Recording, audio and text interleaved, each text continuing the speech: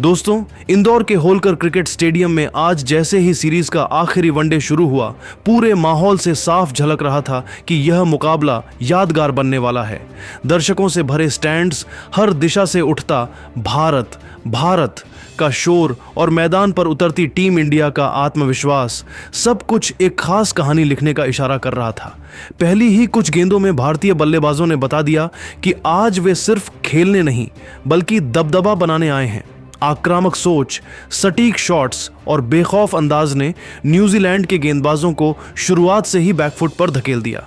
Kiwi गेंदबाज हर over में नई रणनीति के साथ लौटते रहे। कभी लाइन बदली, कभी फील्ड सेटिंग बदली, लेकिन भारतीय बल्लेबाजों की लय टूटने का नाम ही नहीं ले रही थी।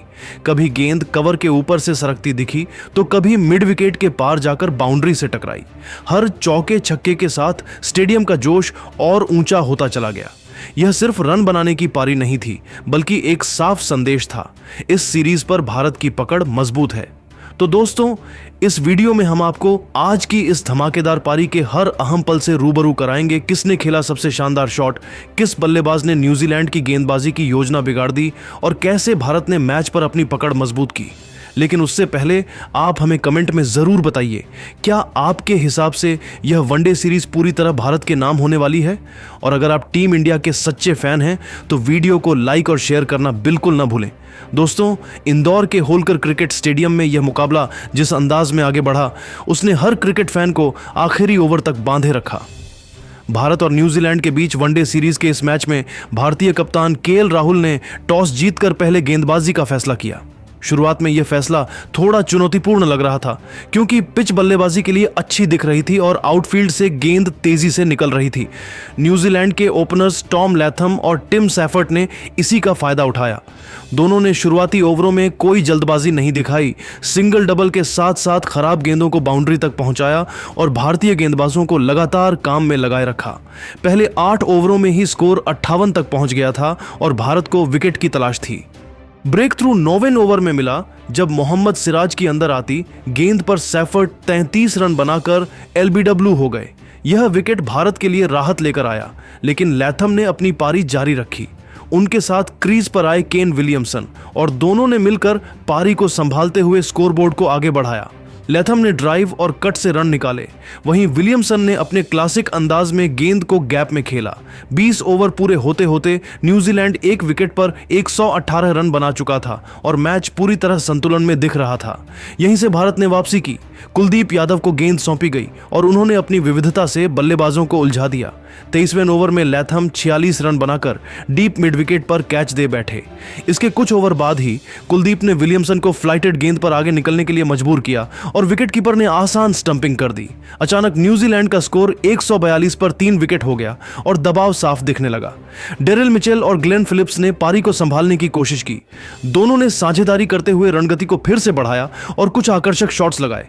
मिचेल ने खास तौर पर स्पिन के खिलाफ बड़े शॉट्स खेले और 60 के पार पहुंच गए, लेकिन 38वें ओवर में हार्दिक पांड्या ने फिलिप्स को शॉर्ट गेंद पर फंसा लिया, जो सीधे फील्डर के हाथों में गई। इसके बाद मिचेल भी 64 रन बनाकर प्रसिद्ध कृष्णा की गेंद पर आउट हो गए।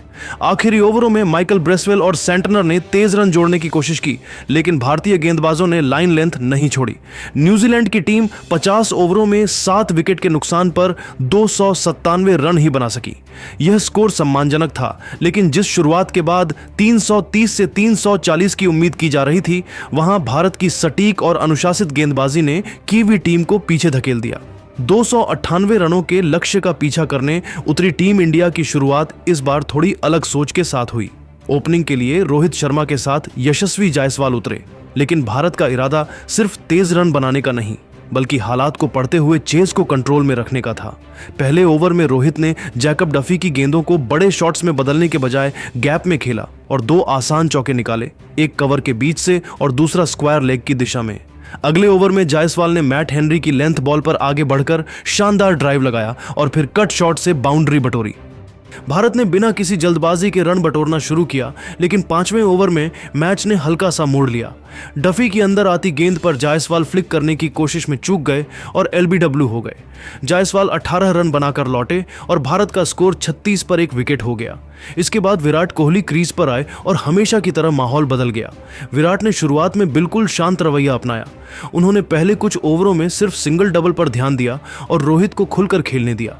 पावर प्ले के दौरान रोहित ने सैंटनर की गेंद पर स्वीप से चौका निकाला, जबकि विराट ने हेनरी की ओवर पिच गेंद को कवर के ऊपर से बाउंड्री तक पहुंचाया।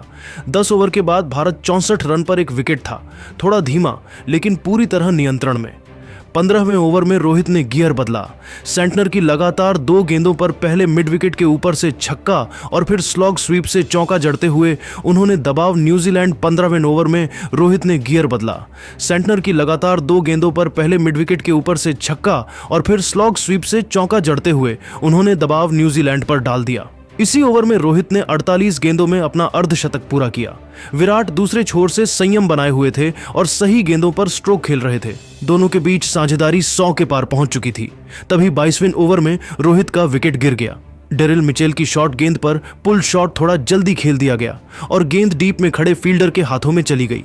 रोहित 61 रन बनाकर आउट हुए, लेकिन भारत मजबूत स्थिति में था। अब कप्तान केएल राहुल बल्लेबाजी के लिए आए। राहुल ने आते ही विराट के साथ तालमेल बनाया और रनचेज को आसान बनाने पर ध्यान दिया। 27वें ओवर में विराट ने डफी की गेंद पर लॉन्ग ऑफ के ऊपर से छक्का जड़ा और अपना अर्धशतक पूरा किया। इसके बाद उन्होंने आक्रामक अंदाज अपनाया, कभी कवर ड्राइव, कभी मिड विकेट फ्लिक। राहुल भी पीछे नहीं रहे और सैंटनर पर 2 शानदार चौके जड़े। 35 ओवर के बाद भारत 2 विकेट पर 210 रन बना चुका था, लेकिन पिच अब थोड़ी धीमी होने लगी थी। 38वें ओवर में विराट कोहली 96 के स्कोर पर दुर्भाग्यशाली ढंग से आउट हो गए। ग्लेन फिलिप्स की गेंद पर बड़ा शॉट खेलने की कोशिश में उन्होंने लॉन्ग ऑन पर कैच थमा दिया। विराट की 96 रनों की पारी ने इस चीज की नींव रखी थी। अब भारत को आखिरी 12 ओवरों में 88 रन चाहिए थे।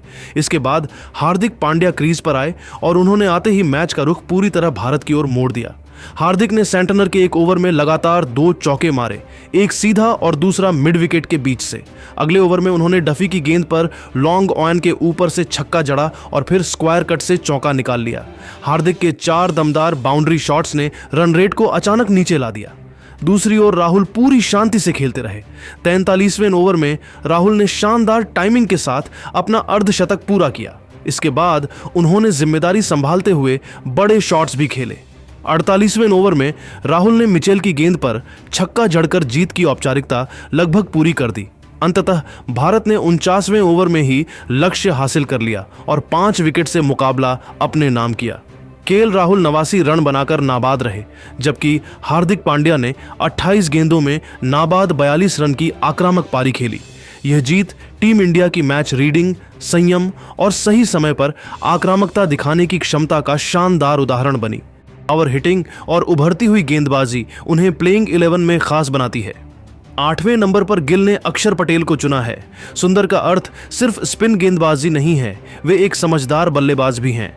पावर प्ले में गेंदबाजी करना, लेफ्ट हैंडर्स को परेशान करना और बैटिंग में 20 से 30 की पारी जोड़ना, ये सभी गुण टीम के लिए संतुलन बनाते हैं। धोनी ने 9वें नंबर पर हैं हर्षित राणा को चुना, जो नई गेंद से तेज स्पेल डालने और पुरानी गेंद से विविधताओं से विकेट निकालने वाले युवा गेंदबाज हैं। धोनी के अनुसार राणा की ऊर्जा और आत्मविश्वास टॉप ऑर्डर बल्लेबाजों को चकमा दे सकते हैं। 10वें नंबर पर धोनी ने प्रसिद्ध कृष्णा को चुना, जो भारत के सबसे ऊंचे और खतरनाक तेज गेंदबाजों में से एक। उनकी हिट द डेक गेंदें और मूवमेंट शुरुआती विकेट दिला सकती हैं। 11वीं और आखिरी पसंद हैं कुलदीप यादव। धोनी जानते हैं कि कुलदीप वह गेंदबाज हैं जो किसी भी पिच पर खेल का रुख पलट सकते हैं। उनकी टर्न, फ्लिपर और गुगली न्यूजीलैंड के बल्लेबाजों के लिए बड़ी चुनौती साबित होंगे। कुल मिलाकर भारत की यह टीम अनुभव, युवापन, प्रतिभा और संतुलन का शानदार मिश्रण है। MS धोनी अपनी कोचिंग में हर चुनौती को यादगार बनाना चाहेंगे, जबकि श्रेयस अय्यर की वापसी टीम को और मजबूती देगी। नागपुर का मैदान बड़े स्कोर वाला रहा है, इसलिए उम्मीद है कि पहला वनडे एक हाई स्कोरिंग और रोमांचक मुकाबला साबित होगा। तो तैयार हो जाइए 11 जनवरी के इस बड़े मुकाबले के लिए, क्योंकि टीम इंडिया अपने नए कप्तान और पुरानी ताकत के साथ न्यूजीलैंड को चुनौती देने के लिए पूरी तरह तैयार है।